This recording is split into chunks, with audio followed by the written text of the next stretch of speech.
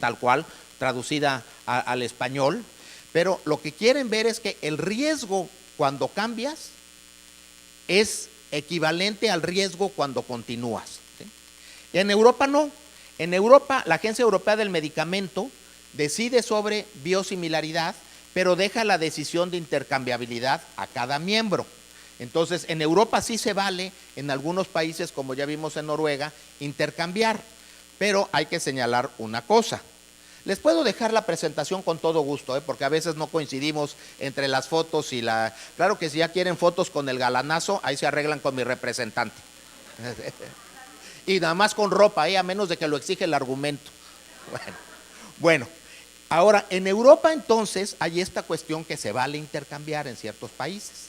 Por lo tanto, los médicos se han manifestado. La Asociación Europea de Oncología Médica publicó una postura de todos ellos sobre esto de la intercambiabilidad. Entonces dicen, esto es muy importante. Dicen, sí, se puede intercambiar de manera automática este switch no médico, pero solamente se puede permitir, primeramente, si el médico está bien informado de los productos. Segundo, si el paciente ha sido completamente informado por el médico y tenemos enfermeras que están haciendo el monitoreo de estos cambios y llevando registro de los eventos adversos. En otras palabras, si hay una farmacovigilancia adecuada. Pero entonces recuerden, primero el médico tiene que saber. Segundo, el paciente tiene que ser informado por el médico, porque le corresponde al paciente la decisión de qué está pasando con su cuerpo. Y tercero, tiene que haber enfermeras o personal de salud que estén dando seguimiento a esto. Por otro lado, la Asociación Internacional de Manufactura de Medicamentos también se ha manifestado sobre esta cuestión de que en la farmacia le cambien a uno el biológico por un biosimilar. Entonces, primeramente dicen que tanto el paciente como el médico tiene el derecho de rechazar. Dice, no, yo no. ¿Por qué? Porque no quiero, es mi cuerpo, es mi derecho constitucional. Y por otro lado, lo que dicen es que esto sí se puede hacer, pero tiene que haber un sistema robusto de farmacovigilancia que incluye reportes adecuados de los eventos adversos. Entonces, si hay un sistema adecuado de farmacovigilancia, se puede hacer el switch automático. De esta manera se justifica lo que está pasando en Noruega, en Dinamarca, en Suecia y en algunos otros países nórdicos. Pero, pues, ¿qué es la farmacovigilancia en nuestros países? Buenos deseos, ¿sí? Es algo ahí que deseamos hacer, pero que no hacemos. Ni siquiera tenemos, fíjense, si ustedes le ponen a Google y le ponen farmacovigilancia maestría para ver estudios de posgrado, les van a salir como 15 resultados todos de España. Todos, los españoles sí están haciendo la tarea. La farmacovigilancia es importante, hay estudios de posgrado, tienen personal calificado para hacer farmacovigilancia. ¿Saben cuántas maestrías en farmacovigilancia o doctorados hay del Río Bravo a Tierra del Fuego? 0.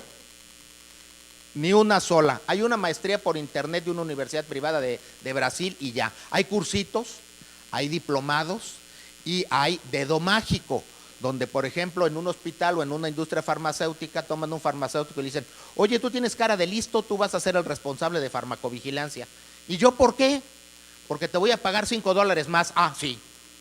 Así estamos, esa es la realidad. Entonces necesitamos crear recursos humanos, nuestras universidades no están haciendo la tarea. Si no tenemos gente que sepa hacer farmacovigilancia, ¿cómo la vamos a hacer?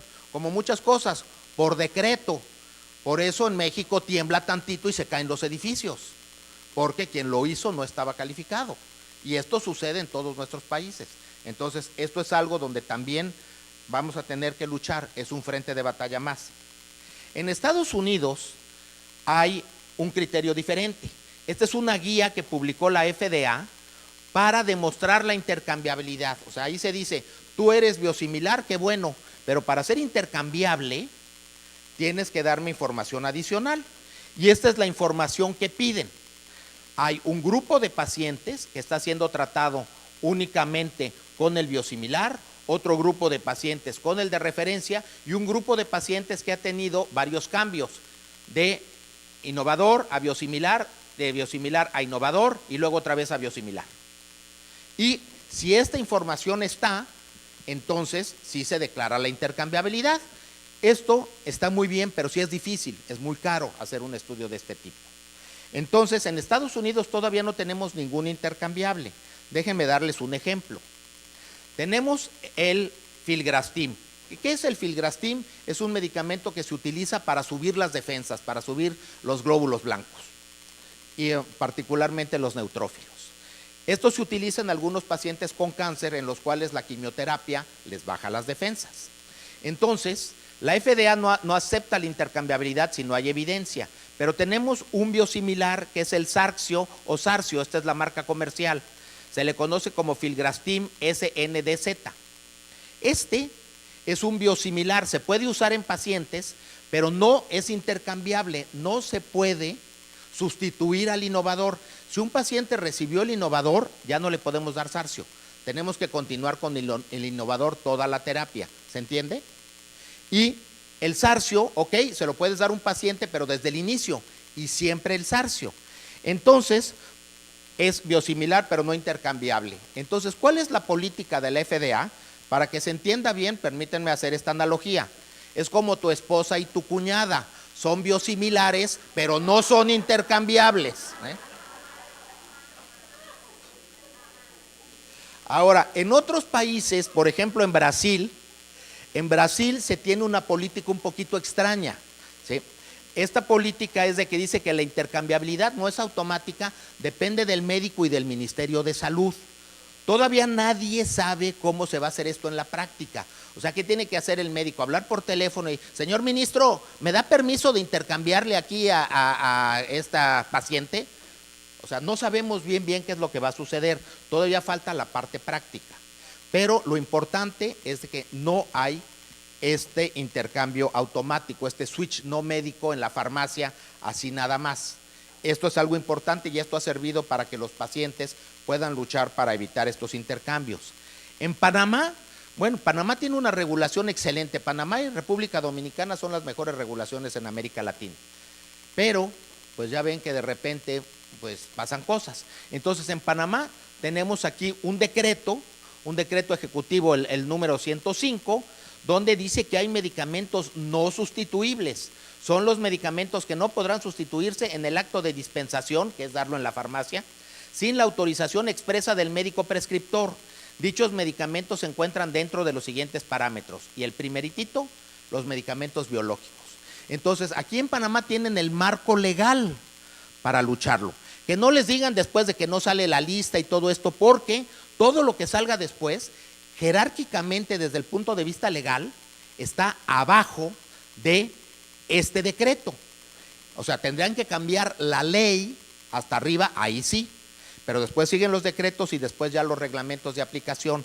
Entonces, ustedes tienen la cuestión legal para evitar este intercambio y por lo tanto hay que pedirle a las autoridades que esto se respete. ¿Por qué no se pueden hacer estos intercambios así nada más si ya el producto es biosimilar? Por la farmacovigilancia.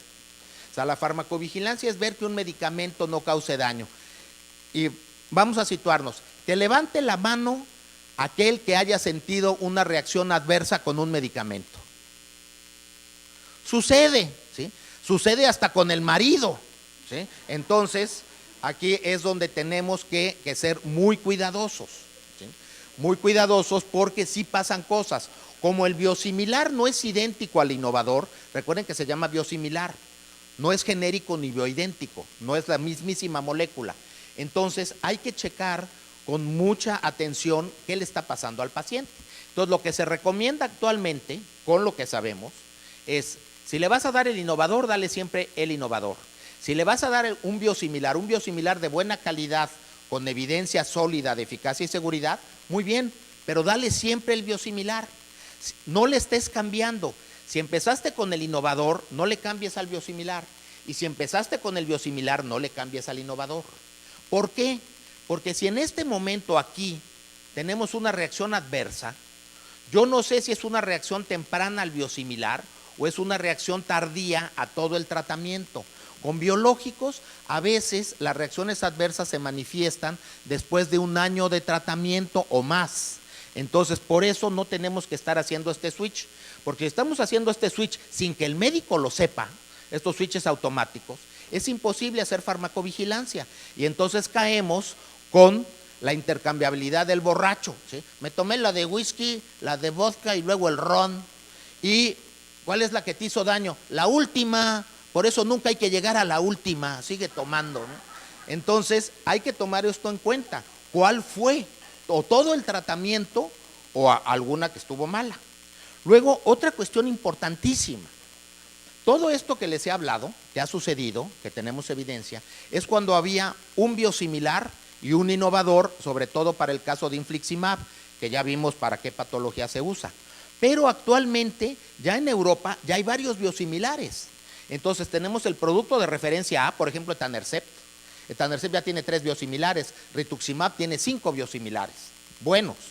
Entonces, imagínense, yo tengo el A y hay la posibilidad del biosimilar B o del biosimilar C. Y al paciente le pueden intercambiar para acá, pero luego para acá, luego para acá o para acá.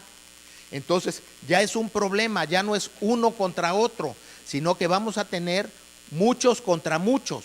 Y este fue estudiado comparativamente con A, este también, pero B y C nunca han sido comparados. Entonces los resultados del producto B yo no los puedo extrapolar al producto C porque tampoco son idénticos. Entonces este switch automático puede llegar a ser muy peligroso. Puede ser que alguno de ustedes en enero le dan el innovador, en marzo le dan el biosimilar B, en mayo les dan el biosimilar C, en septiembre le dan el biosimilar F, en octubre ya les volvieron a dar el innovador porque se bajó de precio. Entonces, si les sucede algo, ¿cuál de ellos tuvo la culpa? No vamos a saber. Entonces, por eso no se recomienda en este momento, con la información que tenemos, la intercambiabilidad. Y también tenemos que ver la perspectiva del paciente. Por ejemplo, aquí tenemos un paciente con psoriasis, ¿sí?, que se le da su biológico, en este caso adalimumab, mejora y logra una limpieza de la piel muy significativa, recupera su calidad de vida.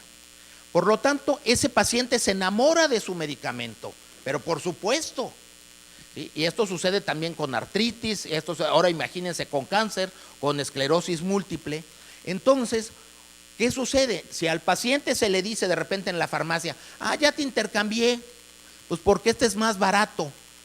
¿Qué piensa el paciente? Yo soy un paciente barato entonces, ¿no? Y el paciente pues va a luchar con las uñas y con los dientes porque está así y no quiere volver a estar así. No va a aceptar el cambio. Entonces, si esta cuestión de los switches automáticos se hace sin considerar la opinión de los pacientes, lo que vamos a tener es una confrontación, y una confrontación completamente justificada. Entonces, hay que darle a entender a las autoridades que hay una postura del paciente, ¿sí? Por ejemplo, ahora en México, que se ganaron las elecciones, el nuevo presidente de izquierda dijo, pues ¿saben qué? Le vamos a bajar el sueldo a los diputados y a los jueces de la Suprema Corte de Justicia. Y si no quieren, pues traemos a los biosimilares.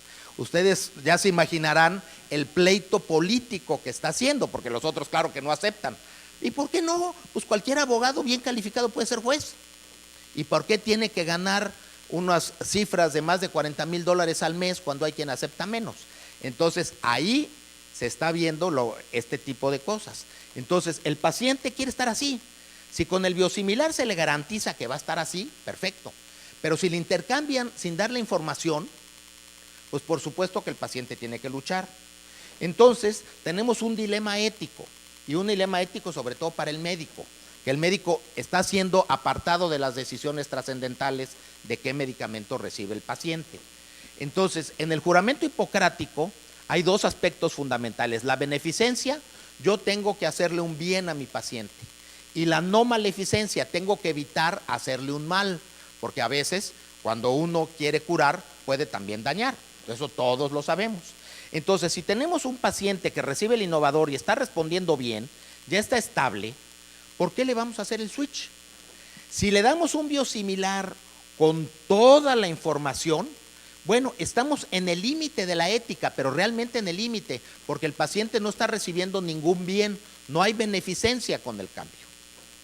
Pero si le damos aquí un producto que no se tiene toda la información y se pierde la respuesta, o bien empiezan las reacciones adversas y se tiene que descontinuar el tratamiento, todo esto rojo es no ético, es una falta al juramento hipocrático. Entonces, bueno, esto es algo que tenemos que considerar.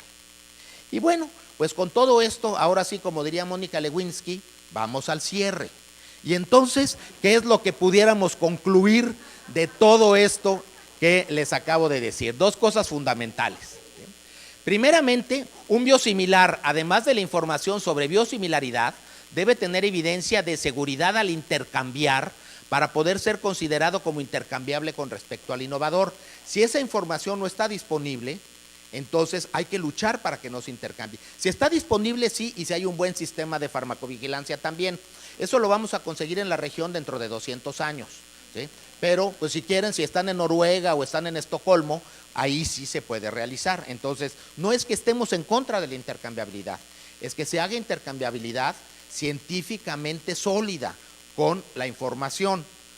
Y por último, de no existir esta información, se debe de evitar esta intercambiabilidad, tal y como establece el decreto de Panamá del 2 de marzo del 2017. O sea, la ley está recogiendo estas cuestiones de la ciencia.